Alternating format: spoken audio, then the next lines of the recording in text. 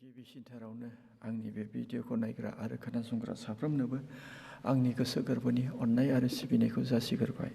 आं दिनै मोनसे आयदा लानानै इसोरनि बाथ्राखौ रायथिनो थाखाय हास्थायदों। बे आयदायानो जाबाय हामबायनाय सान, थेंक्स गिभिं डे। जोंनि BBC बड' बेप्टिस्ट चार्च एस'सिएशन थुक्राझारनि आन्दाराव थानाय जेसेबां मण्डलिफोर बे थेंक्स गिभिं डे हामबायनाय सानखौहाय जानुवारि फेब्रुवारियाव होंगो दोंगोयै फालिनाय जायो। नुनो मोन्दों जों बे जानुवारि दानाव गोबां मण्डलिफ्रा इसोरखौ हामबायबाय बोसोरसे मानि इसोरा रैखाथि खालामनायखाय। थांनाय रबिबाराव आंबो नं 1 दुनाबारि बेप्टिस्ट चार्चआव बे प्रग्रामखौ मावफुंहैदों आरो नेक्स्टआवहाय बालाजान्थिनालि बेप्टिस्ट चार्चआव आं बे प्रग्रामखौ मावफुंनो थांगोन आरो नेक्स्टआवबो बिदिनो दंलांबाय थाबावो। बेबादिनो जोंनि मानसिफ्रा इसोरखौ हामबाय होनदों। बियो जोबोद गोनांथार। माखासेया सोंथि सोंनो हागौ, मानो मा रोखोम हामबाय होननाय सान बेलाय? जों दैलि इसोरखौ हामबायखायो। नंगौ, जोङो जिबनाव दैलि सानसेनि थाखाय सानसे इसोरखौ हामबाय होनांगौ आरो जोङो उइथ हार्ट एन्ड सल अरायबो इसोरखौ हामबायनाया जोंनि खुगा बिजौआव थाखानांगौ। नाथाय जि सानखौ जोङो नोजोर होनानै फालिदों, बे फालिनाया जाबाय बोसोरसे मानि फोरबोआ आंखौ दैदेनबाय। आंनि जिबनावहाय लोमजानाय साजानाय निदान फैदोंब्लाबो फोरबोआ आंखौ रैखाथि खालामबाय, बे गोदान बोसोरखौ मोनहोबाय। बेनिखायनो आं फोरबोखौ हामबाय होनो। नङाब्ला सोरनिबा थाखाय फोरबोआ एसेग्राब गाहामखौ मावबाय, लोमजानाय साजानाय गैया, न'खराव गोबां साक्सेस जाबाय, बेनि थाखाय गेदेरथार इसोरखौ हामबाय होननाय। बेबादिनो हामबाय होननाय साना बोसोरसेनि आरो लाइफ टाइम आरो दैलि जों किसिम किसिमै जों इसोरखौ हामबाय होनो हायो। नाथाय जाय बाथ्राखौ आं बुंनो नाजादों बे बाथ्राया जाबाय बोसोरसेनि इसोरखौ हामबाय होननाय, बोसोरसे माने जोंखौ रैखाथि खालामनायखाय। बेनिखायनो बे बाथ्राखौ बुजिनो थाखाय, रोखा जानो थाखाय गितफोरनि चेप्टार 116 verse 12खौ आं फरायनानै नोंथांमोन खोनासंहोनो थाखाय हास्थायदों। बेयाव बेबादि बुंनाय दं, फोरबोआ आंनि सायाव एसेग्राब गाहामखौ मावबाय, बिनि बदल आङो मा होफिनगोन? इसोरा आंनि सायाव एसेग्राब गाहामखौ मावबाय, बिनो आं मा होफिनगोन? अनजाग्रा ख्रिस्ट' लोगोफोर, प्रथम जागायनायाव बेसेबां थाखा बे हामबायनाय सानावहाय दान सिखारदोंमोन आं एसे गोसोखांदों एबा खोथानो थाखाय हास्थायदों। 1984आव नंवान बालापाराबाति चार्च, बे जाबाय आंनि मण्डलियावनो बे थेंक्स गिभिंआ जागायदोंमोन।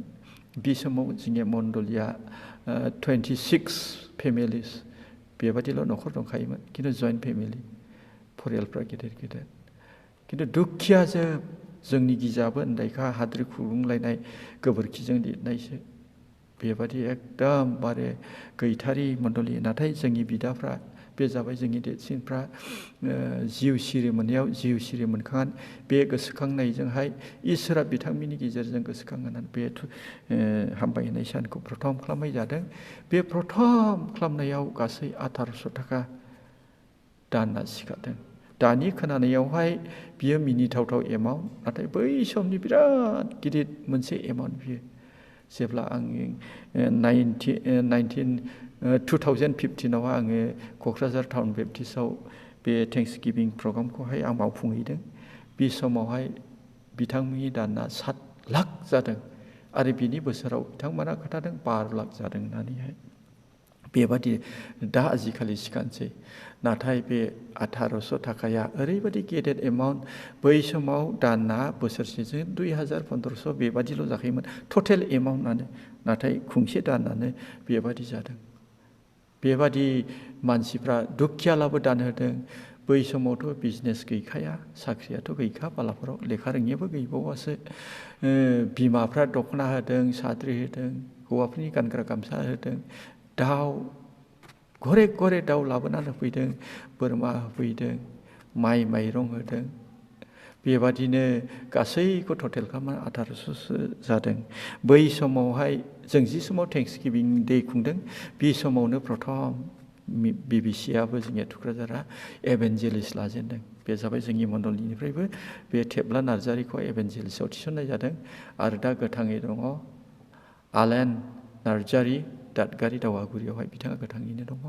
बिथांखौहाय मिसना एभेन्जेलिस्ट थिसनदों बिथांनि बेथना थोंजों 150 थाखाल'मोन अब्ला 150 थाखा बेसेबां मुल्य दंमोन प्रथम थेंक्सगिभिंआव नैबेबादि दान आरो बे दाना गेदेरथार इसोरनि खामानि मावजादों बेखौ आं बुंनाय नंले नाथाय आं बेखौल' थुलुंगानो हास्थायदों डेभिडआ इजराइलनि नैथि राजा गिबि राजा जाबाय शौल राजा थामथि राजा जाबाय डेभिडनि फिसाज्ला सल'मन दा डेभिडना सासे महाराजा जानानै बिनि राजभराव सानथ्र'हायै बेबादि सना रुफा धोन दौलत दंमोन मानोना बियो समायना मोनसे जेरुसालेमनि मन्दिर लुनो थाखाय बियो धोन दौलतखौ राजभराव गथायदोंमोन सानथ्र'हायै बिहा सना रुफा दंमोन थेवबो डेभिडआ बे बाथ्राखौ बुंदों फोरबुआ आंनि सायाव एसेग्राब गाहामखौ मावबाय बिनि बदल आङो मा फिनगोन एसेबां सना रुपा राजभरावहाय बुंफबनानै थासेयावबो बियो इसोरनो होनो थाखाय थोनाय मोनाखै मानो खारना जाहैबाय इसोरा आंनि सायाव मा मावखो आरो इसोरा आंखौ माबादि बोर होखो आरो इसोरा आंनि अलखद समाव निदान समाव आंखौ माबादि रैखा खालामा आरो इसोरा उन्दै गथ'निफ्राय लानानै दिनैसिमाव आंखौ मा अबस्थायावहाय दाखांखो बे गासैखौबो जोंनियाब्ला बोसोरसे माने इसोरा जोंखौ रैखाथि खालामबाय बेनिखायनो फोरबोखौ हामबाय होनो खिन्थु डेभिडनि हामबायनाया बेनो हुल लाइफखौ नोजोर होनानै बियो इसोरखौ हामबाय होननायावहाय बियो होनो थोआखै बियो मोनसे गेदेरथार डेभिडनि थेंक्स गिभिं इसोरखौ हामबाय होननाय हुल लाइफआवहाय माबोरै सिगां आं मामोन बे सासे नेहाद लावखारमोन नाथाय बियो आं दिनै बबे जायगासिम सफैखो फोरबोआ बिखौ महाराजासिम दैखोना लाबोदों बियो बिखौ जिउजों मोनदांदों बे गासैबो फोरबोनि दयाजों बे गासैबो फोरबोनि अननाय बेनिखायनो बे डेभिड राजाया इसोरनो हामबाय होननायाव आं मा होनो इसोरखौ हामबाय होनो थोनाय मोनाखै बिराद गेदेर जिबनावहाय निदानफोरजों बुंफबनाय अलखदाव बुंफबनाय उन्दै समाव जेब्ला बिफानि मेन्दा गुमदोंमोन मोसा सिंहफ्रा बिनि मेन्दाखौ अरनो फैयोब्ला मासेबो आद्रि खालामाजासे बियो मोसा सिंहफोरखौ बुथारदोंमोन बाइबेला बेखौहाय फोरमान होयो आरो जेब्ला लावखार अबस्थायाव दङमोन बे समाव गलेटजोंहाय दावहा नांनानै नंखाय बाखाय फिनजुरजों दिरुनजों अन्थाइ थाइसेजों गलेट बिरखौ सिथारनाया बियो माबोरै जाथावथाव बियो मिथिगौ बियो आंनि बोलोजों नङा बे गासैबो इसोरनि दयानि गेजेरजों इसोरनि बोलोजोंसो जादों आं सासे नेहाद लावखारमोन नाथाय दिनैहाय आङो महाराजासिम इसोरा आंखौ दैखोना लाबोबाय बिनि बदल आं मा बिगोन अनजाग्रा खृष्टान बिदा फंबायफोर बेनिखायनो आं दिनैहाय बे सुंद' इसोरनि रावनि गेजेरजों फोथायारि साफ्रोमखौबो आङो थुलुंगा होनो हास्थायदों जोंबो बे हामबाय होननाय साननि गेजेरजों जोंनि सिगांफोरनि समफोरखौ गोसोखांनानै इसोरनो आखाइ फोलावनाया जोबोद गोनांथार आं गुसुं टेस्टिमनि होनि आं जेब्ला स्टुडेन्टमोन बै समाव जोंनि थुक्राझार हायार सेकेन्डारियाव बोसोराव सासे सानै बिदिल' मेट्रिक पास जायोमोन सानै साथाम बिनि बिसि मालाबा निल जायो अब्लालाय आङो गावखौ माबोरै आसा खालामनो हागौ साख्रि मावगोन होननानै जेबो मिजिं गैया थांखि गैया थांखिया बेबादिल'मोन बे समाव बे आदा सुरेन माहाजोना मिल अलाया बियो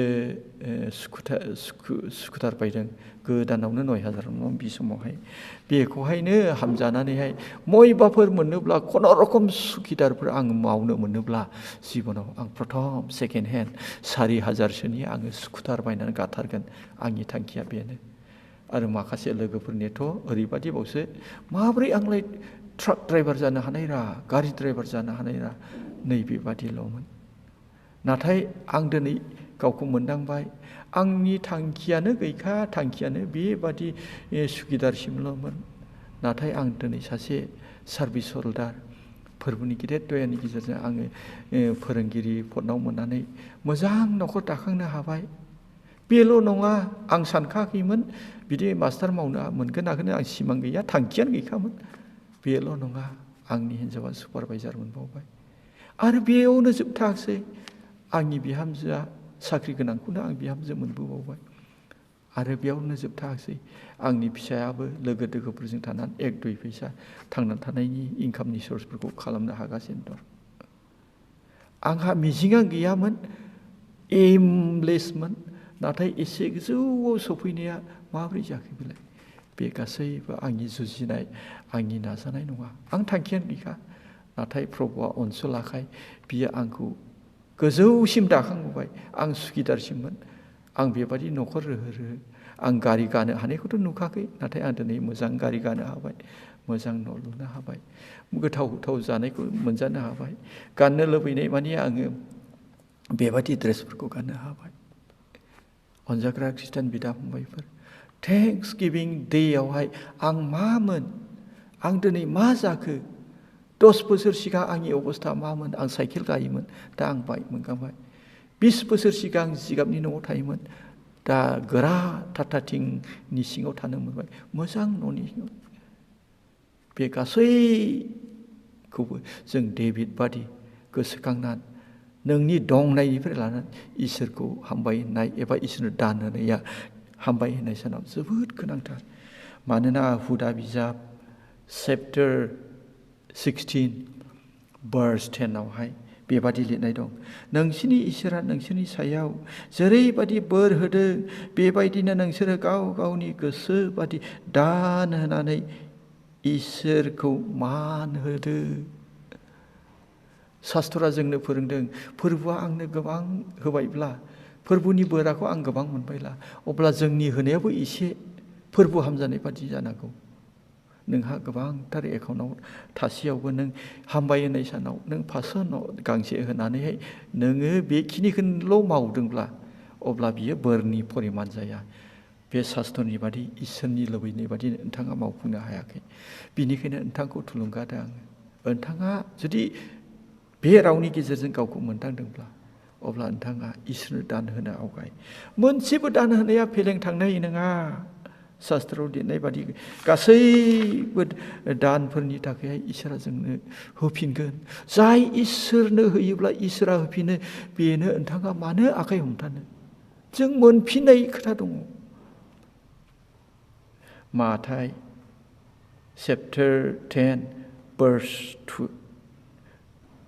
42 आरो मार्कसआवहाय 9:41, बेयाव जिसु ख्रिस्ट'आ गावनि खुगाजों बेबादि बुंदों, सोरबा मानसिया आंनि दुइसिन चेलाखौहाय खुरैसे दै गोग्गो लोंहोयोला, बि मोननांगौनि बि मावनायनि मोननांगौखौ मोनना लाबा थाथारनाय नङा। साननानै नाय अनजाग्रा खृष्टान बिदा फंबायफोर, बेसेन नाङै दैखरनिफ्राय खावनानै मोननाय दै, बेखौ खुरैसे गावनि मानसिनो लोंहोयोब्ला जिसु ख्रिस्ट'आ गावनि खुगाजों जबान होलांबाय, बि दै खुरैसे होनायनि मोननांगौखौ मोनना लाबा थाथारनाय नङा। अब्ला नोंथाङा नोंथांनि दंनायनिफ्राय हामबाय होननाय सानावहाय आखाइ फोलावनानै जुदि दान होयोला, इसोरा बेसे खुसि जागोन, बेसे रंजागोन। जाय इसोरानो नोंनि गासैबो प्रसेसखौ मावदों। एसे सिगाङाव आं बुंबाय, आंहा जेबो एम गैयामोन। एमानो सुखिदार, खुनुरुखुम सुखिदार मोनला 3-4 हाजारसोनि स्कुटार गागोन। बै समाव स्कुटारा 9,000ल'खामोन, बेबादिल'मोन।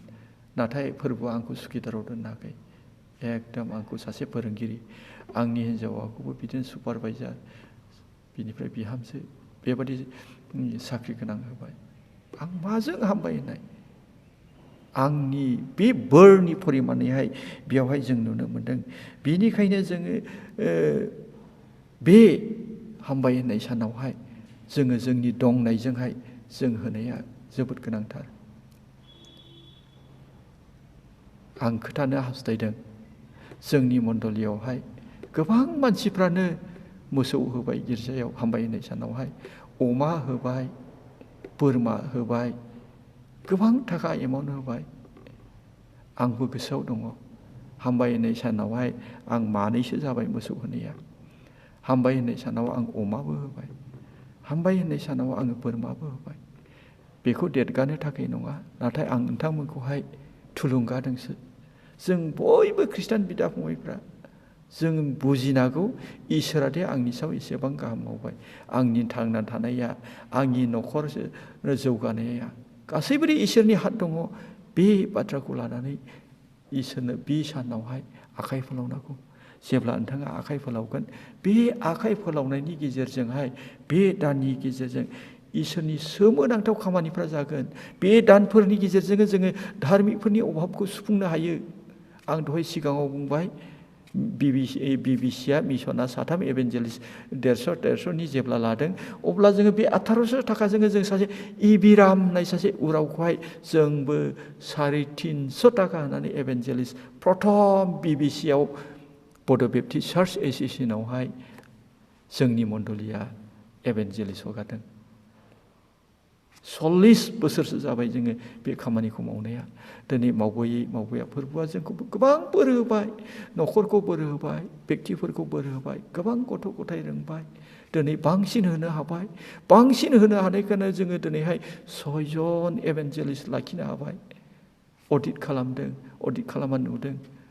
आरो 10 लाख वान्टेना आग्लायनानै दंबावो। बिनिखायनो आं थुलुंगादों, जुदिव बुंनाया एबा खोनानायावहाय दुगाबादि खोनायोब्लाबो बे दुगानाय नङा। आं थुलुंगा होनोसो नाजादों। जों बयबो होनांगौ आरो इसोरनि हाबाखौ मावनांगौ। बयनिख्रुइ देरसिन खमाना नोंसोर थांनानै नोंसोर बै बिदा फंबायफोरखौ, खना खनला थानाय जोंनि बिदा फंबायफोरखौ नोंसोर सेला खालामै। जोंथ' सेला खालामनो ओंखारनो हाया, सोरखौबा थिनहरनांगोन। नोंथांनि आखाइनि फोलावनायनि गेजेरजोंसो थिनहरनो हागोन। बिनिखायनो आं थुलुंगानो होनो नाजादों। जोंनि बे होनायनि गेजेरजों गेदेरथार धार्मिकफोरनि अभाब आरो इसोरनि मिनिस्ट्रिया मावजायो।